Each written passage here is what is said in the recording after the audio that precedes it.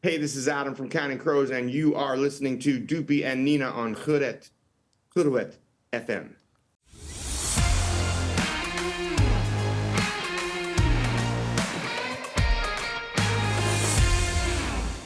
Counting Crows there. Adam, thank you so much for joining us this morning.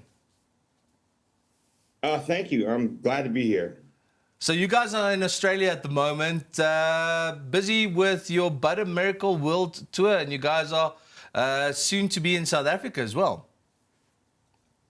Yeah, cannot wait. It's been a little while since we've been back, and we're all pretty excited about it. I'm glad you brought that up because the last time you guys were in South Africa was 2008. Now, why are you forgetting about the poor fans on the southern point of the African continent, or is it you're just not getting around to getting this side? Well, I mean, we haven't been back to Australia or New Zealand either since 2015, but it's too long for South Africa. But the thing about touring for a band is you can really only go somewhere the promoter wants you to come to. So we have to wait for Ati to find a good time and invite us. Well, we're really glad that you've been invited, and we can't wait to see you guys live here on stage. Adam, so let's just take it back a few years. 1993 rolls in. The band's been going for a little bit, and Mr. Jones drops. You know, it's instant fame. It's overnight. Everyone loves the song. You know, what does that mean for a band when you find that one hit song that just resonates with fans immediately? Oh, I don't know. It didn't really happen like that, though. You know, we released Mr. Jones and nothing really happened. The album still wasn't even in the top 200. We went on Saturday Night Live a little while later, and we played Round Here on Saturday Night Live, and the record jumped 40 spots a week for 5 weeks or so. It was incredible. Like, Mr. Jones was really catchy, and people seemed to like it, but it didn't do anything for the record. But like when people heard Round Here, it just blew their minds, and everything changed after that. That changed everything. Now, it's interesting that you mentioned that. You know, do you think it's different sounds, different songs for different markets around the world? Because Mr. Jones is one of the biggest songs in South Africa for Counting Crows back in the day when we were playing rock music. And like you mentioned, when you guys started out, Round Here was the song on Saturday Night Live that did well. Well, I think that Mr. Jones is a great song for the radio. It's shorter and it's catchy that way.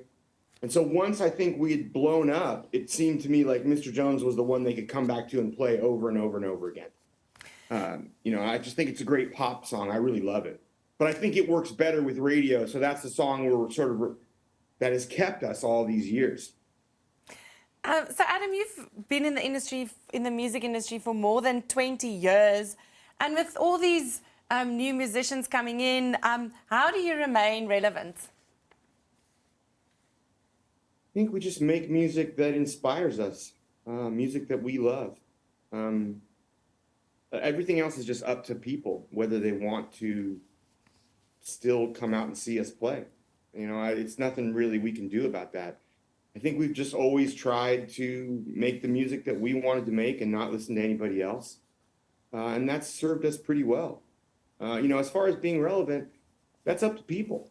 You know, if people care and people want to come see your shows or come listen to your music, then you're relevant. You know, in that way, I mean, just making great music makes you relevant to me, I think.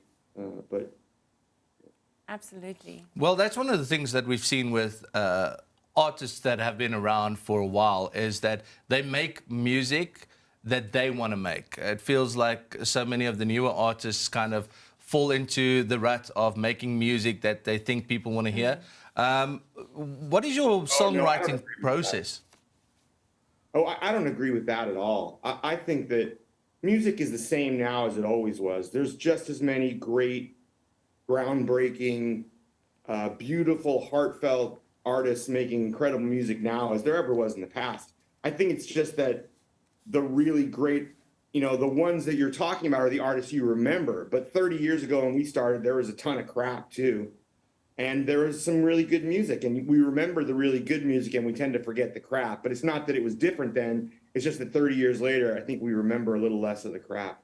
But I didn't answer your question. I can't remember what it was. Sorry. Don't worry, it's early in Australia. Well, it's late in Australia. What's the time? No, it's almost 5 o'clock. Okay, good. So you've been, like you said, you've been touring for an extended time, especially with But a Miracle. And does it get boring playing the same show every night, or how do you keep it fresh? Oh, well, we don't play the same show every night. We make the set list up after dinner time, usually, the night of the show. And then we play whatever we want to play. I mean, there's a lot of similarities because there's things we really want to play most nights, but there's a lot of differences too. So if you are going to Counting Crows concert and you happen to have them in your city for 2 nights back to back, and you can go to both shows, you won't find the same show on both nights. No, you'll find some of the same songs, but you'll find a bunch of different songs too. At least I would say a third to half the show is probably different. Yeah. So I can see you sitting in a hotel room there, just chilling out at the moment. You've been going with the But a Miracle tour from 2021. Does touring get more difficult once you get a little bit older? Well, I mean, I've had to cut down some of the behavior, for sure. I mean, there's things I could do when I was younger and still be good on stage that night. Yeah. That are just not available to me anymore. Rock and roll's got a lifespan. Yeah, I mean, I'm older. You know, I lost a little bit of the top of my voice, maybe, and it takes a little more care to get from one night to the next. But that's okay. I mean, I had a crazy first, I don't know how many years in rock and roll.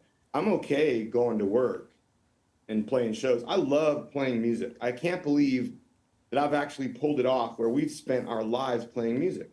I mean, it's impossible. Nobody makes it. And even if you do, your career lasts 5 minutes. You know, let's face it, a year, 2 years at the most. And it's 30 years later, I'm still doing this job with the same group of friends. I mean, I could take a night off of partying for that. That's an easy trade-off for me. It was never really about the partying to me. I just really loved playing music. And it flips me out that I get to spend my life doing it. That's really amazing. I've got goosebumps, Adam. So during the pandemic, you did some cooking videos on your Instagram. So I guess you're a bit of a foodie. And with you coming to South Africa soon, I know you've been here before, so you might know some of our cuisine, but we thought we'd throw you some of our dishes and see what you think it is. Okay. Okay. So what do you think is bobotie? Uwerti? Bobotie. Oh, I don't know. What is it? So it's like a minced dish with raisins and a bit of a curry. And a bit of a curry, yeah. Okay, what do you think is melktert? I don't know. You're not going to ask me about biltong? That's so easy.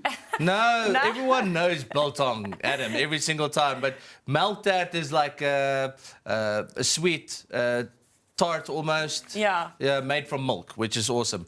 Have you had mupani witums while you were in South Africa? I don't know. I mean, I will pretty much eat anything. The weirder, the better. So I was like in search of what can you serve me that I will be excited about. I remember I had some bizarre pizza that actually was strangely good in Port Elizabeth once. It was bacon, banana, and something else.